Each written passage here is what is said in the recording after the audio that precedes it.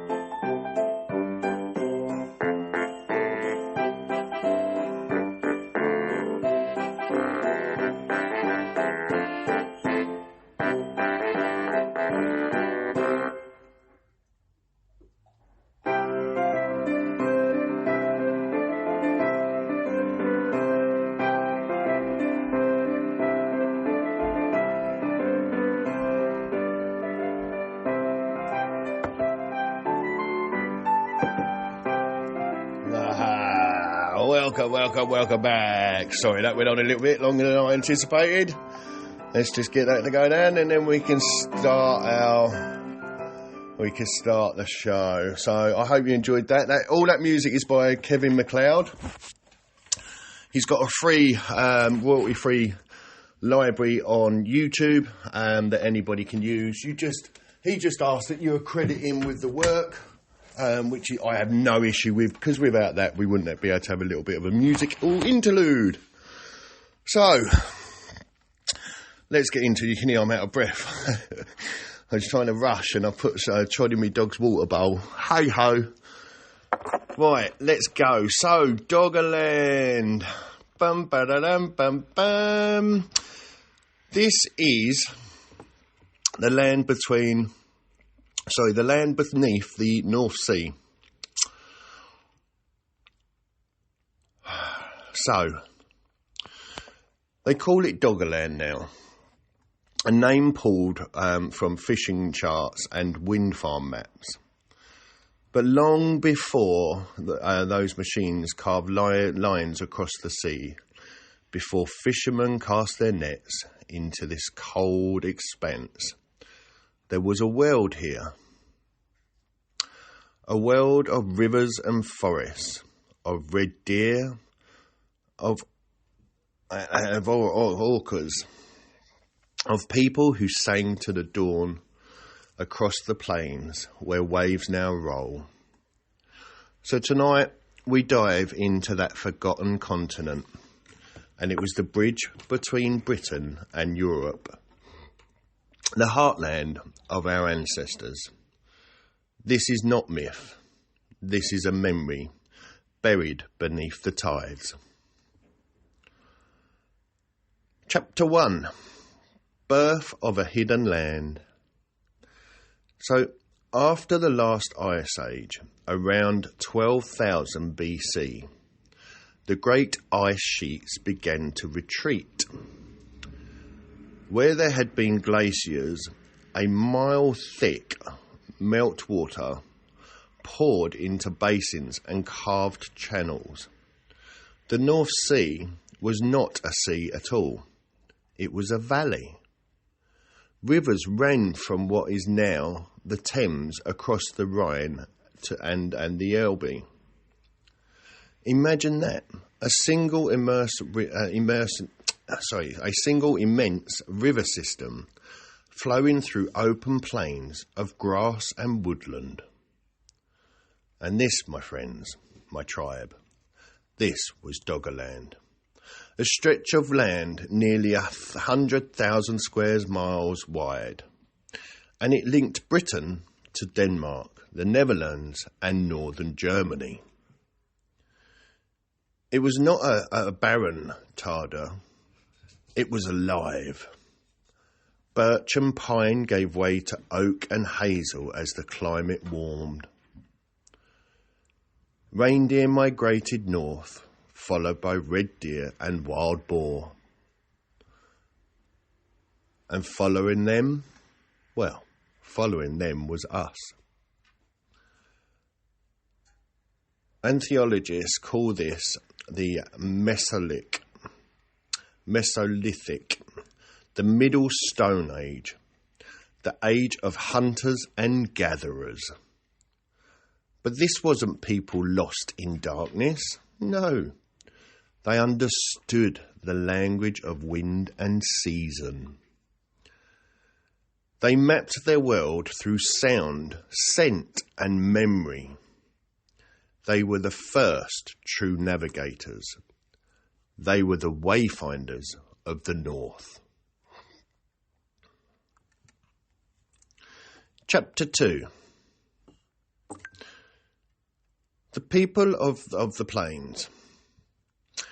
Picture the morning mist rolling across low wetlands. A family rises from their reed shelters. The smell of wood smoke and fish still lingers from the night before. Children wade the shallows chasing birds. Elders knap flint into blades, each strike echoing against distant herds. This was home, not a camp, but a country.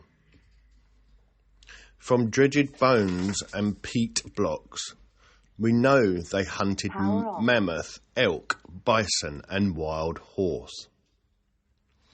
We found their tools, microlithic blades, bone harpoons and antler picks.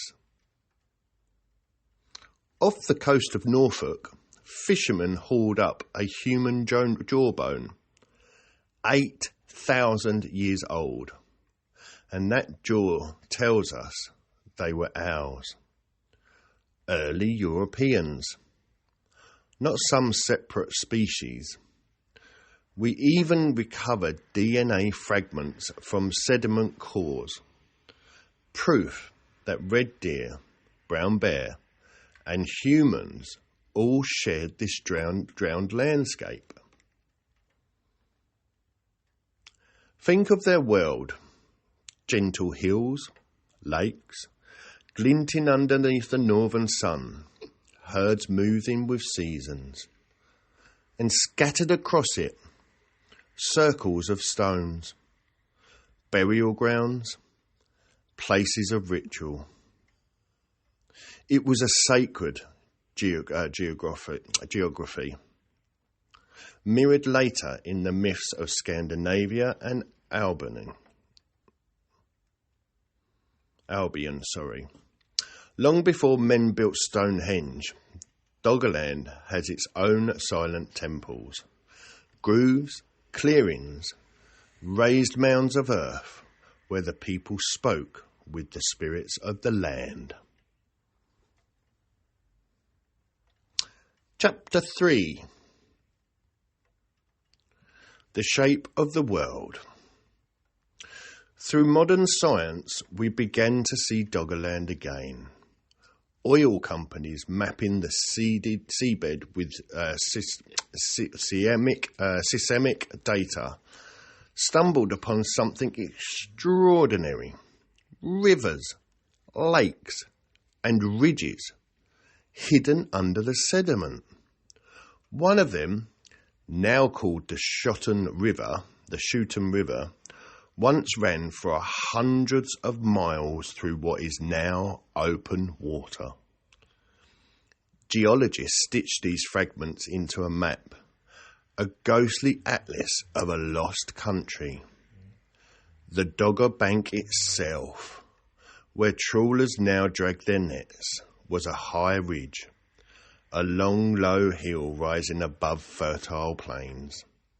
Some believe it was the last part to remain above the waves, a final island before the flood took all.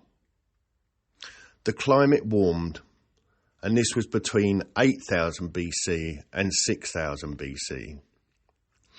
The sea rose by over 100 feet. The coastline retreated mile after mile. Imagine watching your forest become marsh, your marsh become bay, and your bay become sea. You see, it didn't happen overnight. It happened across generations. Every grandfather would point to a distant shimmer on the horizon and say, "There, that's where my fathers hunted."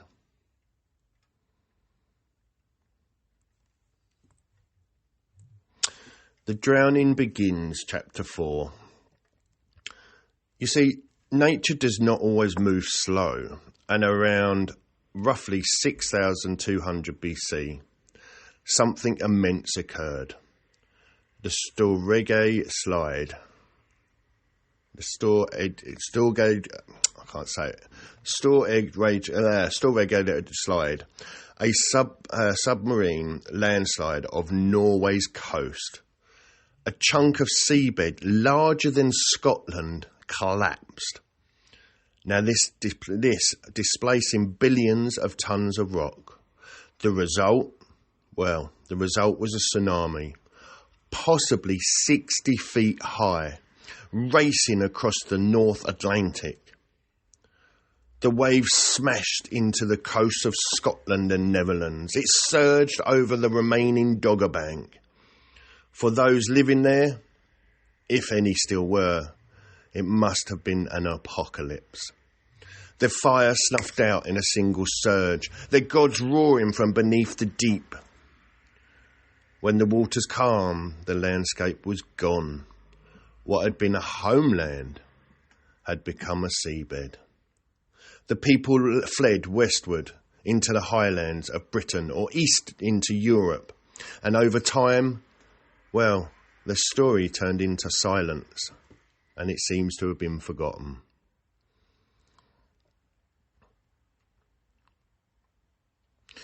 Chapter 5. The Legacy Beneath the Waves. For 1,000 years, Doggerland slept beneath layers of silt. Fishermen pulled bones and antlers from their nets, not knowing they'd held pieces of a lost world. Then in the 20th century, curiosity returned. Archaeologists began to recover artefacts. The Kalinda harpoon, carved from deer antler, dredged from the North Sea. Flint blades sharper than glass. Fragments of peat containing pollen, seeds, even traces of ancient DNA. And with each find whispered the same truth, that our ancestors once walked where travellers now pass, trawlers now pass. We stand upon their graves without even knowing. But maybe, just maybe, deep inside we do know. Maybe that pull that we feel toward the sea, that strange melanical looking out over the grey horizon, maybe that's memory calling us home.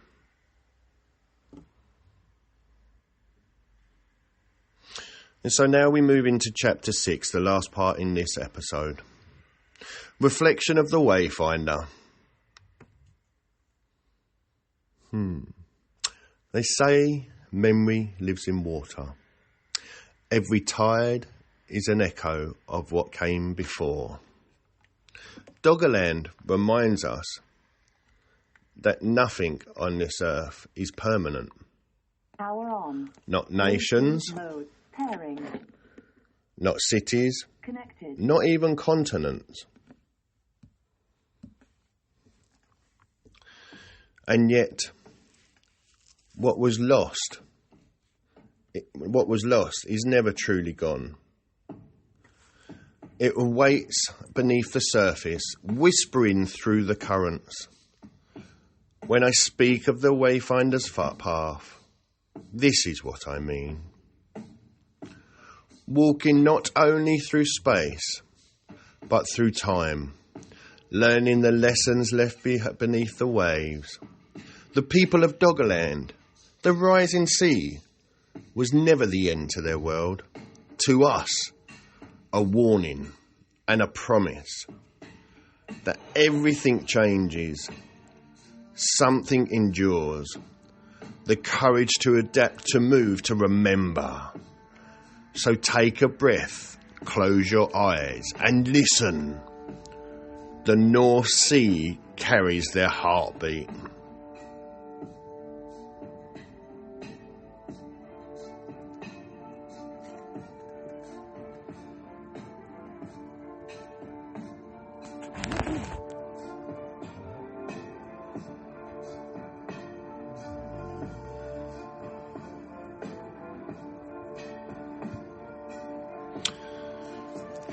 So that is your introduction into Doggerland, and next time we will get into the people, we'll get into the footprints, and I'll talk about what it was like, how they lived, and the daily life, what they went through, what they endured.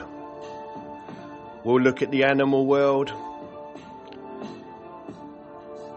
And then I'll connect it to the landscapes and the sacredness of it and the early spirituality. We'll look at the bloodlines beneath the sea. And and we'll watch how the world ended slowly. So I hope you've enjoyed this. I really do. I'm really going to enjoy doing this, and I hope you're looking forward to it as well. So what I am going to do, I'm going to leave you with a reflection for the day.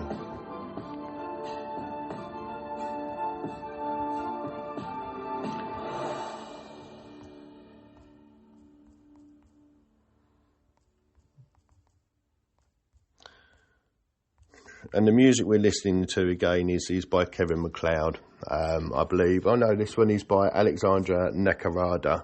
Again, it's free music that is available.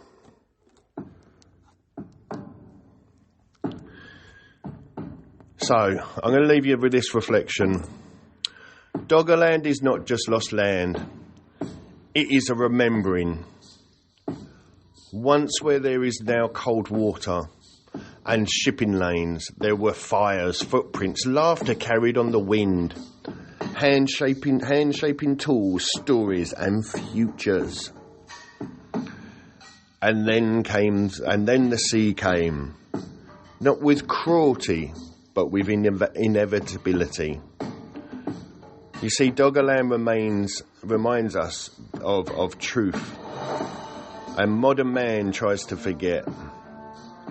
Nothing is permanent, not land, not empires, not certainty. Our ancestors did not vanish when the waters rose. They adapted, they walked inland. They carried their knowledge, their songs, their gods and their grief forward. And they became us. And so Doggerland is a mirror. It asks us quietly, what will we carry when our own tides rise?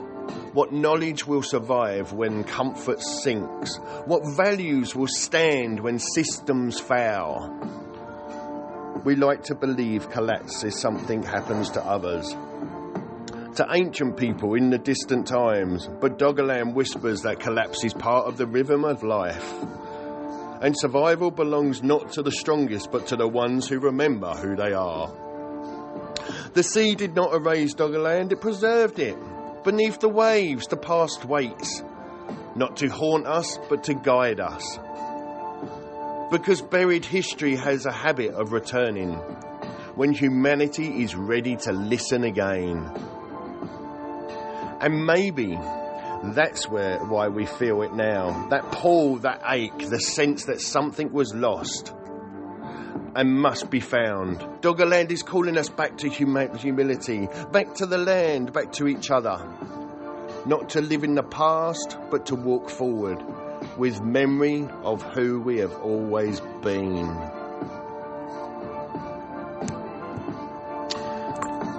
Well, I really hope you've enjoyed today's episode. I am so grateful that you all join me and that our message is getting out there. Like I say, this is the first in a mini-series. And next episode we'll go into, like I say, the people, the way they lived, their shelters, etc. So if that sounds like something for you, please do come back and tune in. What I've decided is to do this once a week, and then I'll chuck up a recovery/spirituality episode as well. And we'll just go from there. And we'll see how things go. Feel free to message in, let me know what you think. And until next time, my day walkers, my creatures of night, my wanderers, my warriors, and everybody else in between, I wish you a beautiful day, and may the gods be with you.